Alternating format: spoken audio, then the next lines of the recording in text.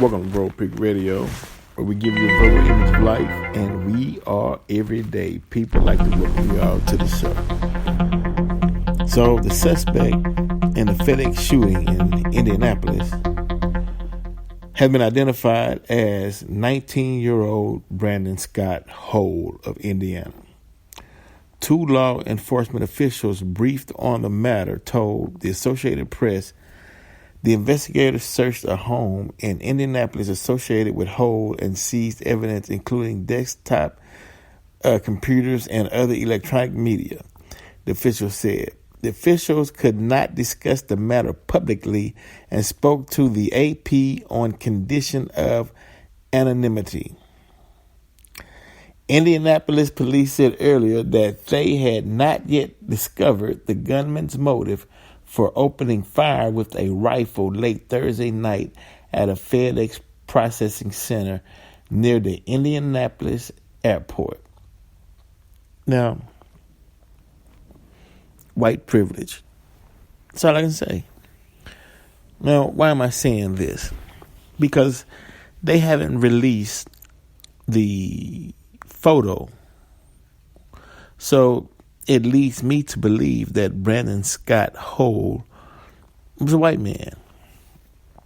White privilege is killing America. That's it. I said it. I put it out there. White privilege is killing America.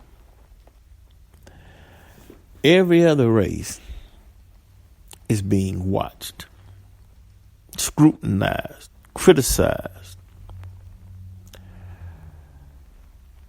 Black and browns, and particularly black and brown. Look at young 13-year-old Toledo in Chicago running. Supposedly drops the gun, turns around, puts his hands up, and he's shot. Why? Because black and brown lives in the eyes of white privileged people, it just doesn't matter that much in white society.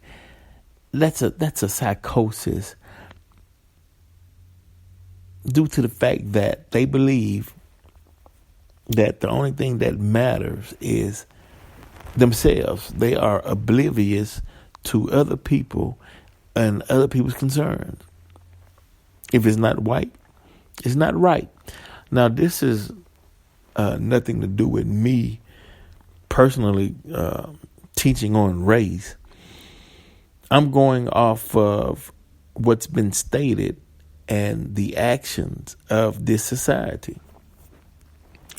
There is indeed a such thing as white privilege, and white people know this.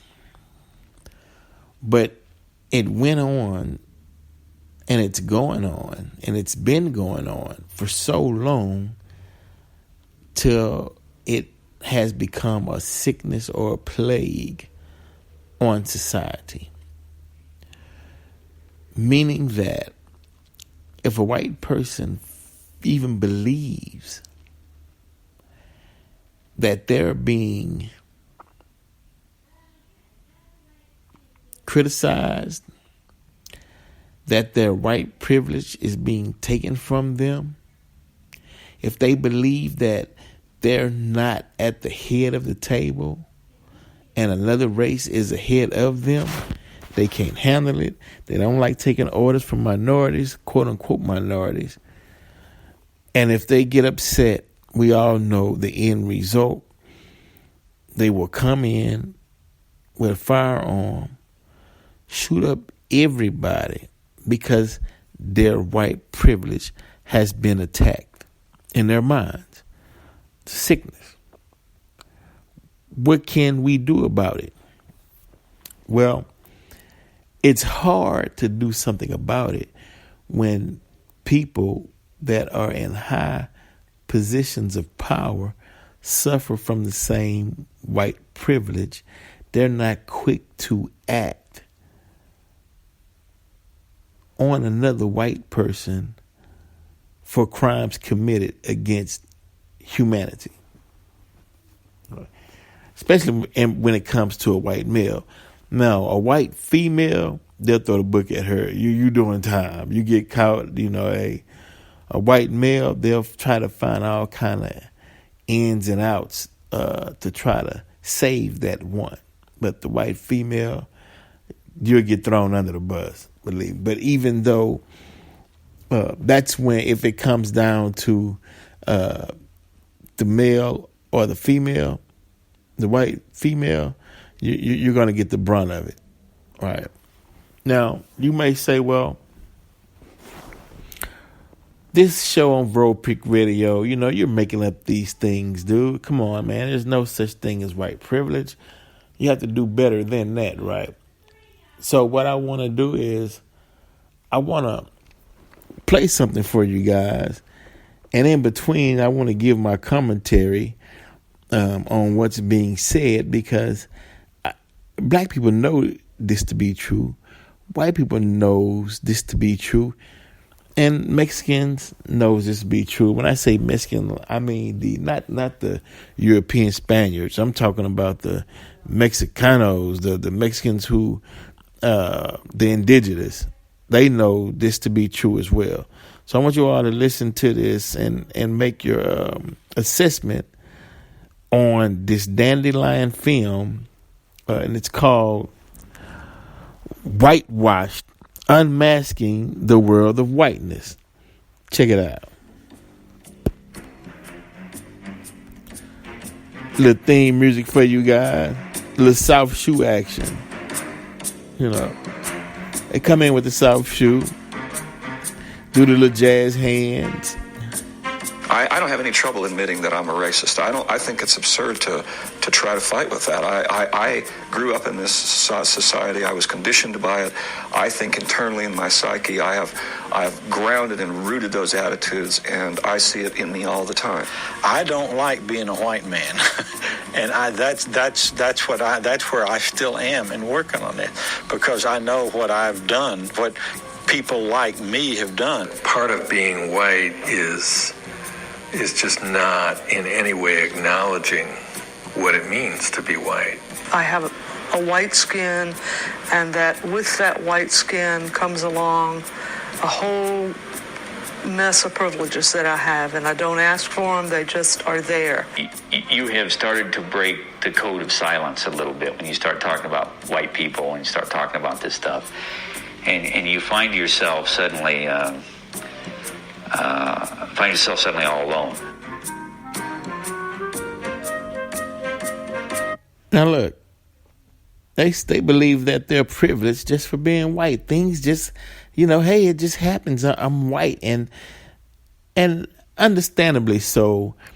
If you're a white person and you're getting privileged just because you're white and certain doors open up for you, of course you're gonna take it and be like, yeah, okay, hey, thank you. You know what I mean? But at the same time, you're stepping on the toes of those who actually built the door so it can be open for you. And when you go through that door, you don't turn around and say, hey, black people, thank you for building America, and allowing me to have all these privileges and freedoms, even though, we're not giving you reparations, and even though, you're not going to get paid for your hard work. But still, I recognize and acknowledge that it was the hands of the black man and woman that built America. No, what they'll do is debate about it. Well, see, you had some white slaves, and see what happened was, and black people were better off in America because of what they were suffering in Africa. And look what all the privileges you have over here. And man, you ought to hear the ridiculousness in some of the answers to questions on why there's no reparations, why black people are not properly noticed in their building of this country. I'm not going to hear nothing like that. Not at all. Find yourself suddenly all alone.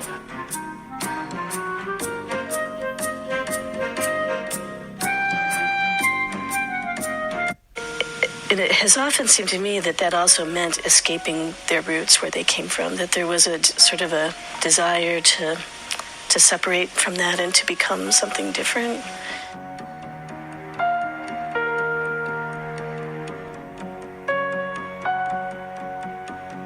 That I have Scotch-Irish ancestry with a little bit of German. I'm European, and I came over 250 years ago. My ancestors are from England and Germany. My ancestors are German and Russian and Scottish. In my father's side, it was Irish, and my mother's side, it was probably English, but I don't know a lot about her side. I'm French Indian. I guess you'd say I got a little Cajun in me. Ireland. So do you identify as Irish? No, not really. I identify as an American. British, Scotch-Irish. Scotch. That's where my ancestors are from, supposedly, but hasn't had any impact on me. Doesn't mean anything. I think Pilgrims. When I think of where did I come from, I think Pilgrims. But Pilgrim? No, but I'm sure somewhere down the line I am.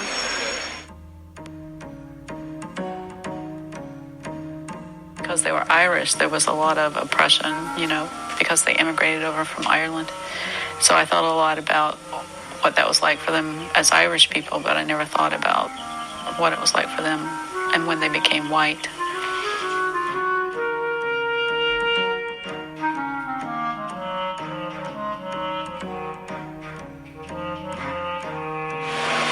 Well, you can only be something if there's something else to negate it, so I guess we became white. I guess we're white because there's a bunch of other races to set us off. So how did English people and German people get turned into white people? Came to America. How did English people and German people be determined as white people? Living in the U.S. is just the smorgasbord, I have no idea.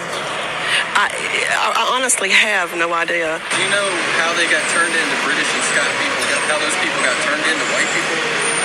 No. How did British and Scotch people get turned into white people? I think culture did that over time. It's like certain words that we use in our language are not our words. They're other nations, other words that come from other languages. How did the Irish get turned into white people? How did the Irish get turned into white people? That's a good question. I think a lot of it was early assimilation in the United States, a lot of European ethnics coming over, assimilating for a variety of reasons. Primary one being a desire to elevate their socioeconomic status. So to get jobs, to find places to live, a lot of the Europeans altered their last names to sound more mainstream. A lot of them changed the clothing that they wore, the foods they ate. So there was some might call it assimilation. I think of it more as Anglo-conformity, conforming to this kind of dominant white culture. But the reality is that those persons who are white and who are considered white and treated as such in this society, by virtue of being white and treated that way, have had to give up who they really were. If they were Russian American, my father's side of the family, grandfather's side, great-grandfather came here from Russia in 1910. He had to give up what it meant to be a Jew, a Russian Jew from Eastern Europe, to become an American, which really meant to become white. The Irish had to do the same thing. The Italians had to do the same thing. The Greeks had to do the same thing. All these European ethnics who were not white Anglo-Saxon Protestants had to give up their actual identities for the sake of whiteness. I really didn't think about being white, I'd say, growing up, because mainly, I think because I was part of the majority and I maybe wasn't forced to think about it.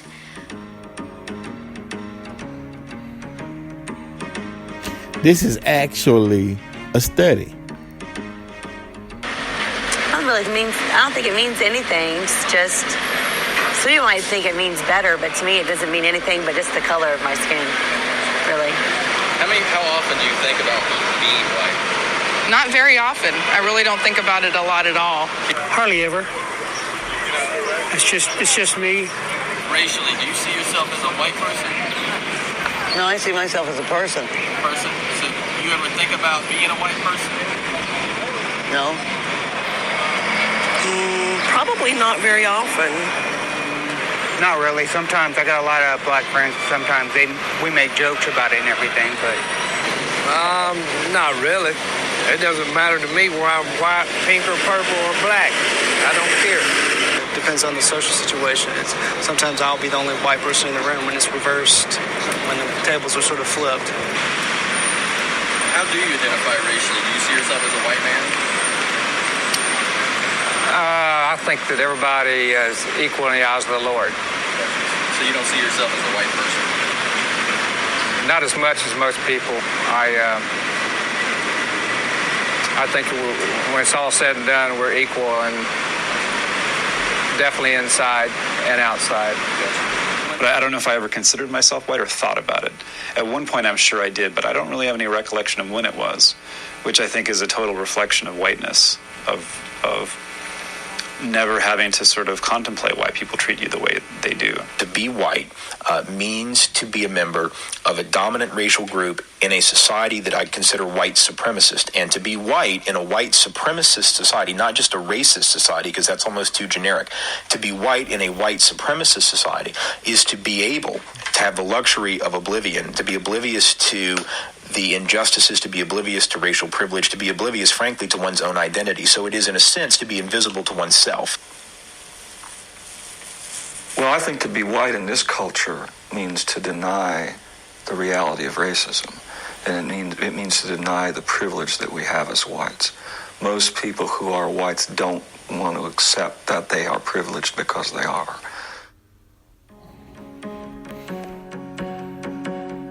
Most people that are white don't want to accept the privilege that they are privileged because they're white. But the problem is, why? If I'm a taxpayer as a black man, I want the same rights, the same privileges, and the same service as my white counterparts. I want to see black police officers who pull over a black woman, a middle-class black woman. I want to see that black police officer walk up to that car and say, "Oh, I'm sorry. I didn't know you were black. You have a nice day, and thank you for being black." Where's the black privilege? I want to see black-owned businesses where black people walk into the store and they like $1 short or whatnot. And they, "Are you black? Go ahead on. I got you covered." I want to see a fund where black people put money into to cover those black people who don't have enough. And tell them, "You black, don't worry about it. We got you covered." What about black privilege? I want to see some black privilege. It can be done. They showing you how it works. White privilege is actually showing you how you can create black privilege. Let's listen some more. People don't want to talk about being white because they know that at a deep level, even though they haven't some of them may not have ever talked about it with anybody or ever expressed it, they do know that they get a benefit from being white.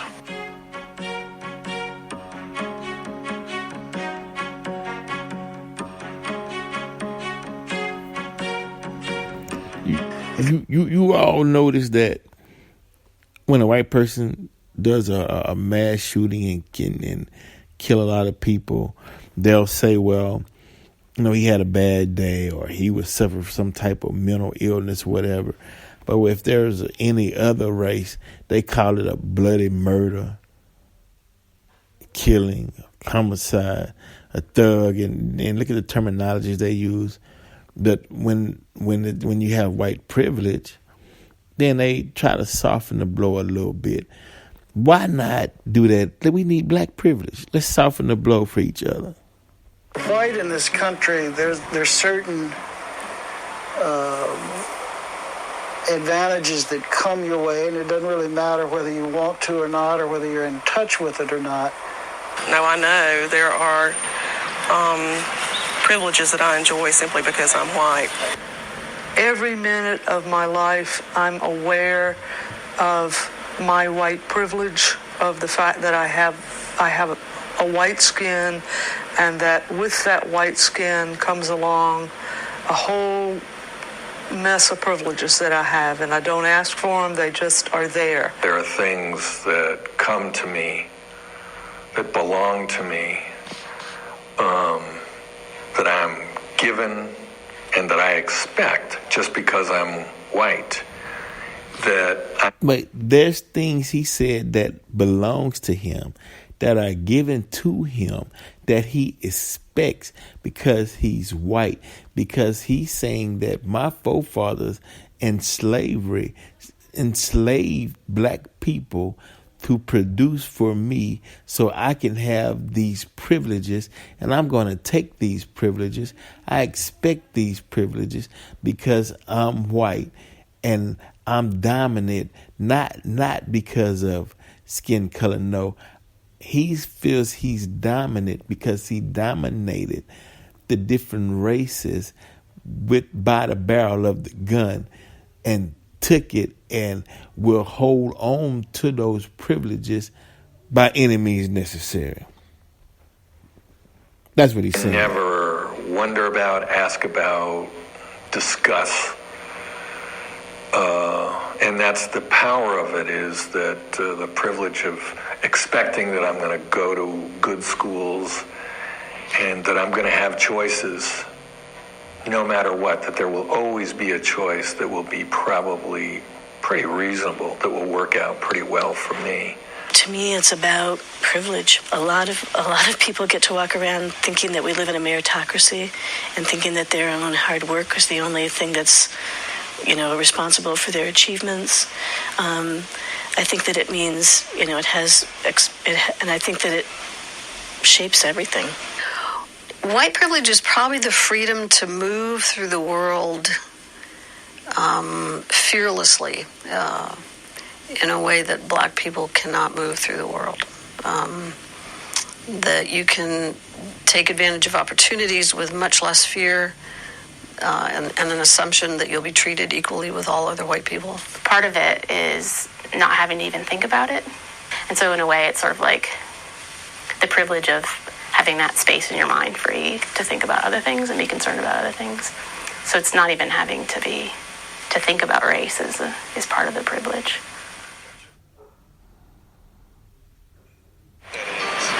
White privilege is being able to walk into a department store and not be followed by the detective. A friend of mine who's Asian American, she was... Wait, before we get to that part, right, on the Asians. It's funny when you go in some of these Asian stores and Asians try to be racist against black and brown and whatnot, and it's like, dude, you still seen as a minority and you still discriminated against in a white privileged society.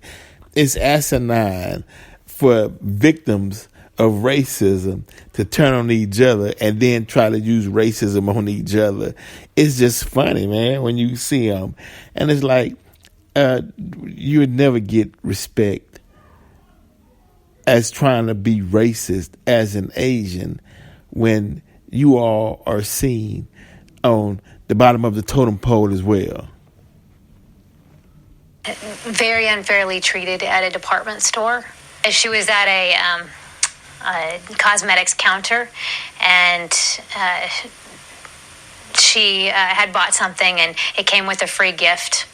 So the woman at the counter put the free gift in the bag, and my friend didn't know that the free gift had already been put in the bag, so she had grabbed the one on the counter and put it in the bag unknowingly.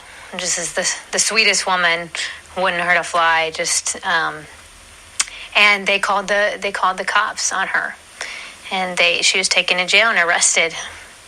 I put myself in the same position that she was at, and I know there's no way I would have been arrested. I know I would not have been arrested. It's the assumption that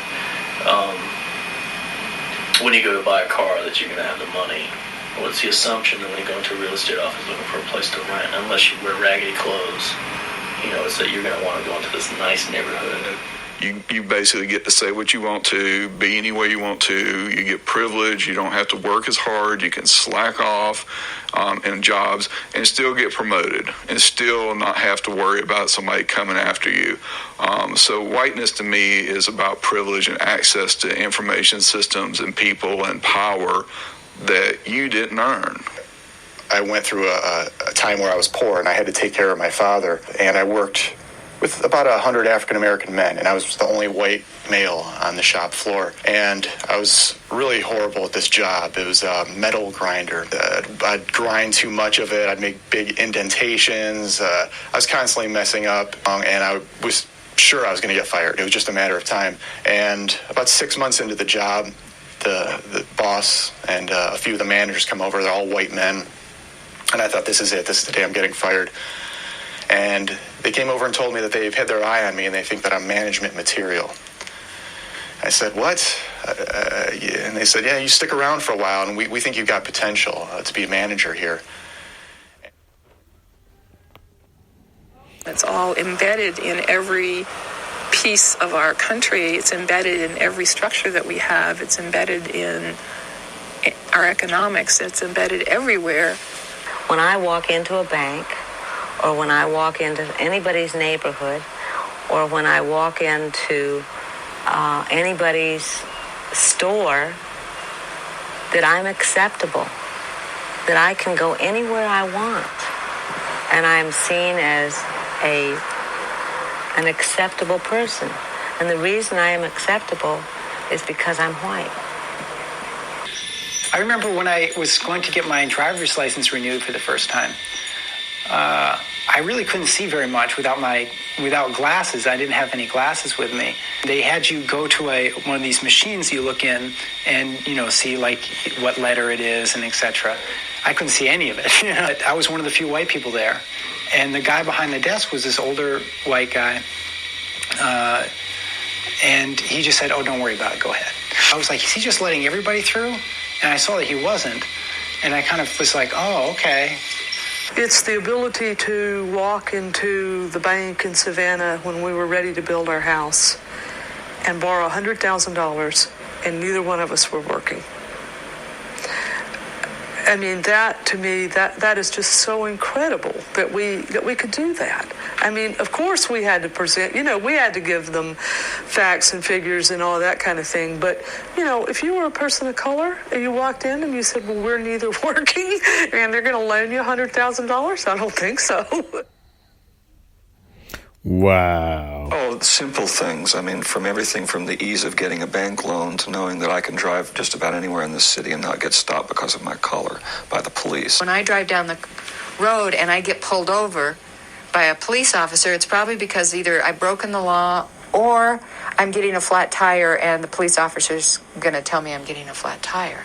Well, when I get pulled over, I don't get tickets, I'm a white woman, middle class, in a minivan. I get pulled over all the time for speeding.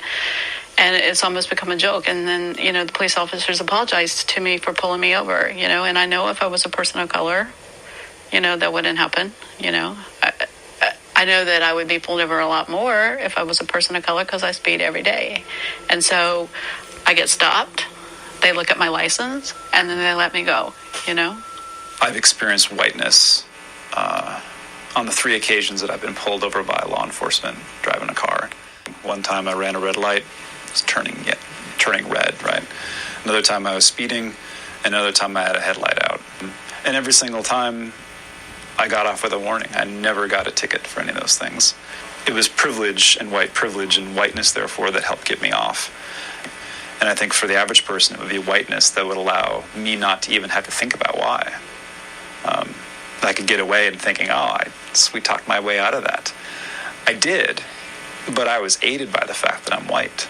They're not going to do a body check on me. They're not going to rip my car apart looking for a reason to haul me in. I'm not profiled. That's white privilege.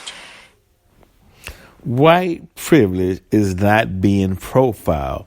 They can go through society aimlessly, just whatever, and get what they want, and white people in position, white officers, even black officers cater towards them. And wow, and you'll hear presidents say, we need gun reform. We need to change these gun laws. And no, you need to do something with white privilege, because it's whenever a white person feel that their privilege is being stripped away, they throw a tantrum.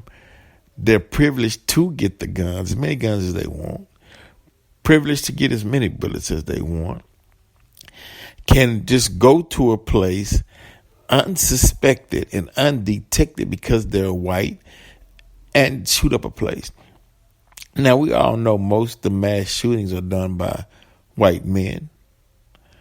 But yet and still, white men, they're still not profiled.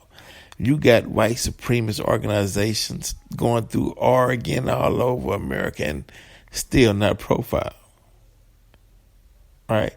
So we're understanding the problem is, why don't we make, it's only two things you can do. Make it a privilege just to be in America, and our Americans are privileged. Or black people, we got to create a system of black privileges to where we privilege each other. You know, to where a black police officer see a black person speeding and he comes up to the car, he might don't know who's driving that car because it might be nighttime. He gets out his vehicle, he ready to write that ticket. He look over and see a black person. He's like, oh, apologize. I didn't know you was black. You have you a good day. Have a nice day. Enjoy your day. And by the way, thank you for being black. See, that's what we need. We need black-owned businesses. When a black person walk into your business, you smile and thank you for coming into my business. You look so nice today. Thank you for bringing that positive energy into my business and spending your hard-earned dollars with me. You know, we have to stick together. That's what we need in America. We don't need black on black crime. Nah, we need to say, brother, is there any kind of way I can help you? You need anything today? Well, let me go over there and help you fix whatever's broke at your house. And why don't you come over here and help me do this or do that? You know why? Because we're privileged. Because we're black. You know what? Let me get you an extra scoop of ice cream on that. You know why? Because you're black. That's what we need. Black privilege. So hopefully we can start a process of creating black privilege in America. Now, you just heard white people explain how they're privileged. So they're giving you the roadmap, the blueprint on how to be privileged. We need black and brown privileges in America. You know, we need more black grocery stores. You know, all these food deserts in these black neighborhoods. We need Oprah and MJ and all millionaires, billionaires to open up stores for the people in the community. So they don't have no food deserts. And make sure they got good nutritionist foods to put into their stomachs. You know why? Because they're black. That's why. And they deserve it. Any other reason? Hell, white people don't have a reason. You know what their reason is? They're white. That's all it. Look, I'm getting all these privileges and things are going my way. You know why? They're like, why? Because I'm white.